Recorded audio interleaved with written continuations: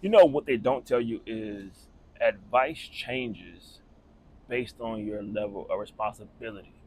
And what I mean by that is you're not going to give the same advice just because the situations are the same. Because just because the situations are the same, the person you're talking to or the person that you're giving the advice to, your level of responsibility to them determines what type of advice you're going to give them. And if you look at it in the athletics world, a coach will not give the same advice for the same situation to the same three athletes. Won't give the same advice for the same situation to the AD. Won't give the same advice or the same response for the same situation to their assistant coaches. Won't give it to the donor. Won't give it to a potential recruit. Why? Because the level of responsibility that you hold in that chair, it's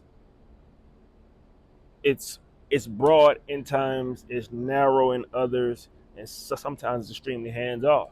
So when you're giving advice, don't feel like you're changing or you're contradicting yourself, because when you're giving advice based on the environment and based on the level of responsibility you hold, it's going to come across as if you're contradicting yourself. It's going to feel like the the advice you're providing isn't the same as what you gave over there. And one thing that I thought about was, I can sit inside of a room with a company and their executives, or an organization and their team of directors, and depending on who asks the question, the advice and the answer has to be at a level that matters to them, one, but also that they understand, right? Because sometimes when you give advice to a person that doesn't sit in that same seat and doesn't have the same level of responsibility,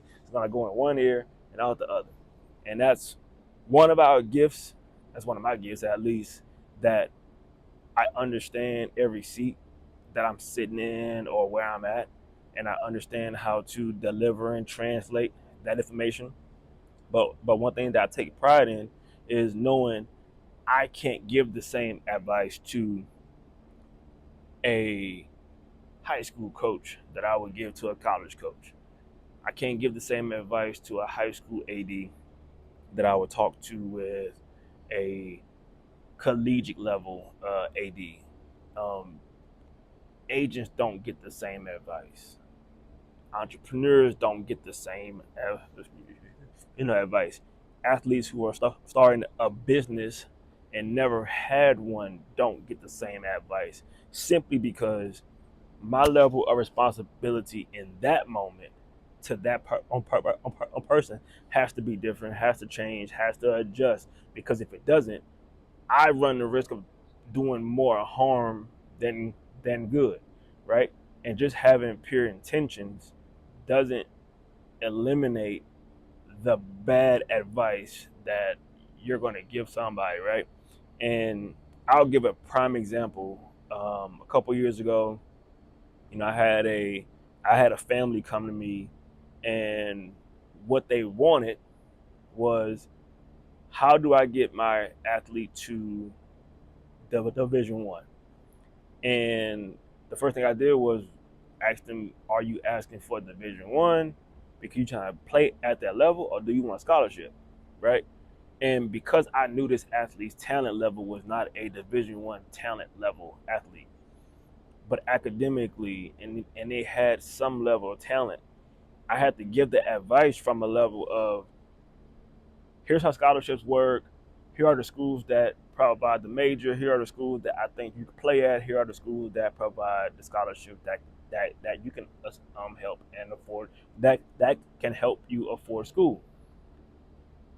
The advice I gave them had nothing to do with their goals and dreams and their big dreams. It was getting down to the actual root of what they were asking me. And I think oftentimes because you don't want to hurt the person's feelings, you will give them advice. Oh, this is how you get to a D1. And I'm always thinking like, okay, if I help you get to a D1, and when you get there, then what?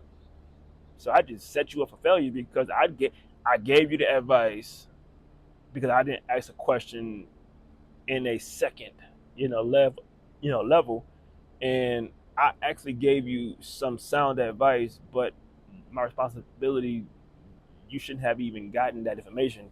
My responsibility was to ask you more. And I think a lot of times when it comes to this athletic space is that many people are so afraid to give the correct advice that we give the feel good advice. And I've always been one that doesn't that I don't mind giving you the advice that's not a feel good, but I'm gonna give you the facts and I'm gonna give you what you actually needed. Because if I don't, in 2 years and 3 years later, you're gonna turn around and say, "Hey, you you gave me the wrong info." I didn't give you the wrong info. I gave you the information that you asked. And I've learned over the years that most people aren't even asking for the right advice.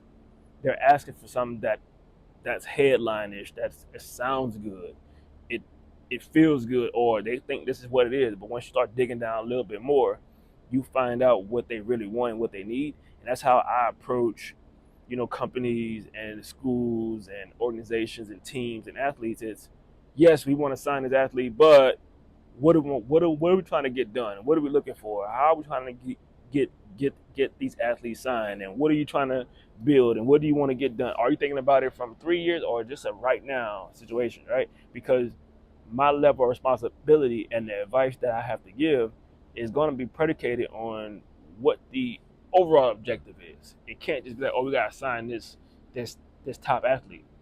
Though that can go either which way. So when I think about advice, I always think about it from the lens of what's my responsibility to the person who's asking it, and that helps me form the way that I want to show up in that moment. Because what I never want to do is give anybody any fluff or sound bites, because I know that one one moment of advice leads to a few different decisions, and those decisions could put people in the worst position if you don't be honest with them, and you don't understand your level of responsibility in that piece. So for me, I've always been okay with being the bad guy because I know that the level of advice that I'm gonna give anybody is gonna have to be to the level of responsibility that I hold in that moment to that person.